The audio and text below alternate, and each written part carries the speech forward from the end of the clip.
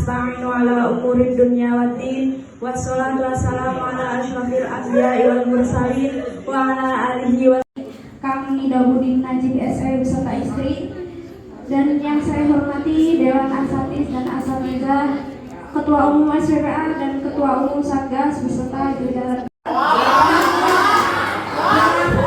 Menjadi musibah kepada diri kita, maka dekatilah cinta dengan cara yang halal agar hidupmu penuh berkah dari Allah. Assalamualaikum warahmatullahi wabarakatuh. Waalaikumsalam warahmatullahi wabarakatuh.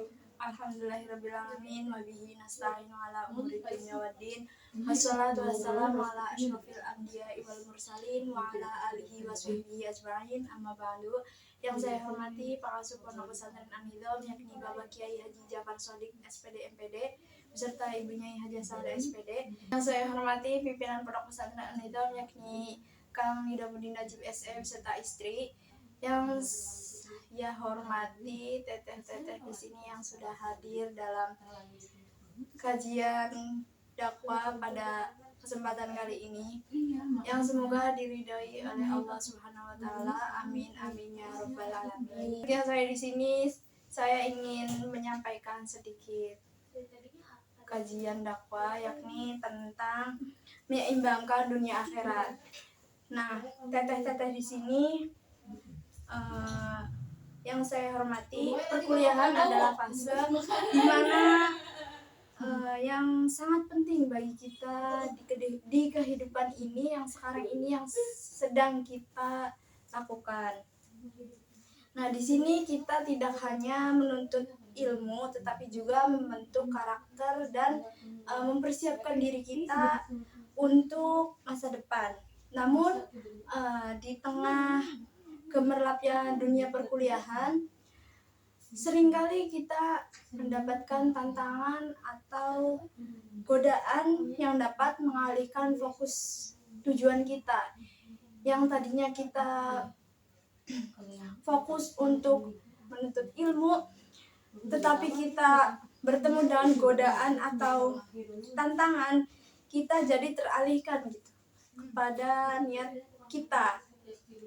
Kemudian dunia dan akhirat, ya teteh-teteh, ini adalah dua sisi mata uang bagi seorang muslim, bahwa kita percaya hidup di dunia itu hanya sementara, tetapi di akhirat pun kita menjadi tujuan akhir kita gitu, akhirat untuk mencapai kebahagiaan. Oleh karena itu kita harus pandai-pandai menyeimbangkan antara dunia dan akhirat. Contoh nyata ketika teteh-teteh ini seorang yang rajin gitu, aktif berorganisasi, namun tidak pernah melupakan kewajibannya untuk selalu beribadah kepada Allah Subhanahu wa taala. Nah, selalu menyempatkan waktu untuk sholat berjamaah, terus membaca Al-Qur'an dan mengikuti kajian. Nah, teteh-teteh di sini adalah contoh nyata bagi seorang muslimah yang berhasil menyeimbangkan antara dunia dan akhirat. Mengapa harus seimbang? Yang pertama itu agar hidup selalu bermakna. Dengan kita menyeimbangkan dunia dan akhirat, hidup kita akan tenang dan hidup kita akan terarah gitu ke depannya.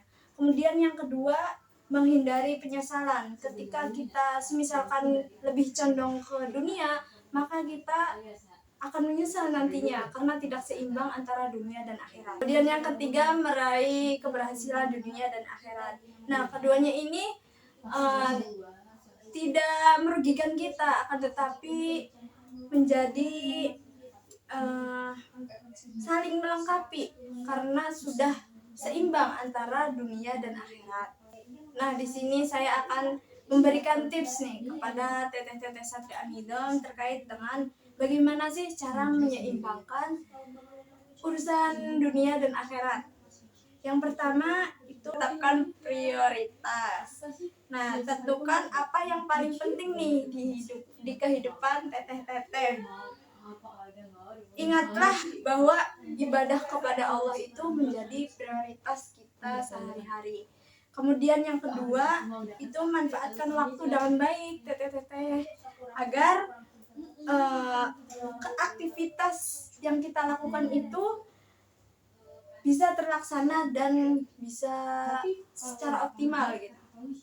Kemudian yang ketiga, ada bergaul dengan orang-orang positif. Nah, lingkungan juga sangat mempengaruhi bagi kehidupan kita, termasuk dengan bergaulnya kita kepada orang-orang soleh dan akan membuat kita semakin dekat dengan Allah Subhanahu wa Ta'ala. Teteh-teteh sekalian, masa muda adalah masa yang paling berharga bagi kita saat ini. Maka dari itu, kita manfaatkanlah waktu untuk bekal di dunia dan akhirat. Kita jangan pernah lelah ya untuk terus belajar dan berinovasi. Dan ingatlah, keberhasilan terbesar dalam hidup kita adalah kita mendapat ridho dari Allah Subhanahu wa Ta'ala. Semoga kita selalu mendapat ridho dari Allah Subhanahu wa Ta'ala. Amin, amin ya Rabbal Alamin. Demikian kajian yang bisa saya sampaikan. Kurang-kurangnya mohon maaf. Wassalamualaikum warahmatullahi wabarakatuh. Waalaikumsalam warahmatullahi wabarakatuh.